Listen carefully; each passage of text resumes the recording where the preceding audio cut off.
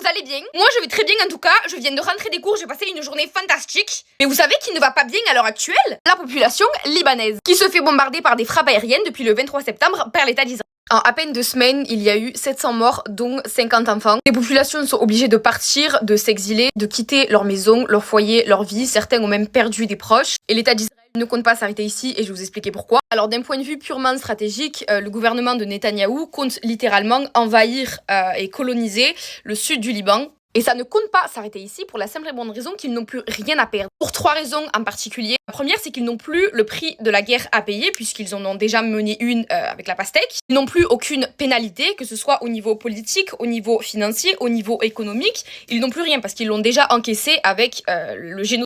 D'un point de vue communicationnel aussi, ils n'ont plus rien à perdre parce qu'ils ont déjà encaissé ce prix-là. Le monde entier a été choqué et indigné de toutes les horreurs génocidaires qu'ils ont perpétrées pendant plus d'1 an avec la pastèque. Second point, et ça je pense que c'est l'un des plus importants, c'est qu'ils ont un soutien total et inconditionnel des grandes puissances occidentales. Donc là je pense notamment à la France, aux États-Unis. Je crois que l'Allemagne aussi a vendu des armes à Israël, si je ne me trompe pas, malgré le fait qu'ils ont accueilli des populations libanaises sur leur territoire. Je reviens, je vais aller dans la salle de bain parce que c'est un carnage. Bon, j'ai pas réussi à enlever mascara en entier, mais du coup, je disais, ils ont toujours à gagner. C'est-à-dire que coloniser un pays, piller les richesses, quand il y a à prendre, il y a à prendre. Les États-Unis, qui sont considérés comme le gendarme du monde, sont dans un flou décisionnel dans la mesure où ils sont en campagne présidentielle. Alors déjà que les mesures de cessez-le-feu prises par les États-Unis étaient assez superficielles, en période présidentielle, il y en a aucune parce qu'on sait pas qui a la décision sur qui. Ce qui laisse les deux belligérants complètement libres de faire ce qu'ils veulent, si on peut appeler ça belligérant, parce que je rappelle que ce n'est pas l'État libanais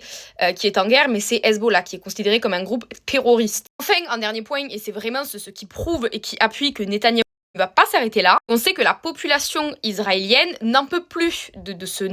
Ils en peuvent plus. Le problème, c'est qu'en période de conflit, il ne peut pas être destitué. Donc il va essayer de prolonger les conflits armés pour rester au maximum au pouvoir. Donc il essaye concrètement de retarder sa destitution et surtout rendre des comptes. Parce qu'à la fin de la guerre, on rend des comptes de ce qu'on a fait, des personnes qu'on a tuées, des génocides particulièrement aussi. Donc voilà, j'espère que ça sera clair. C'est extrêmement triste. Essayez pas de commenter des trucs en mode mettez un pot de fleurs ou compagnie. Mettez des commentaires. Republier la vidéo parce que je vous assure que ça aide à passer dans les pourtois. Donc voilà, même si on est spectateur de ce qui se passe, au moins on est conscient. Spectateur mais conscient, oui. Voilà, bisous mes lives, je vous aime d'amour et prenez soin de vous.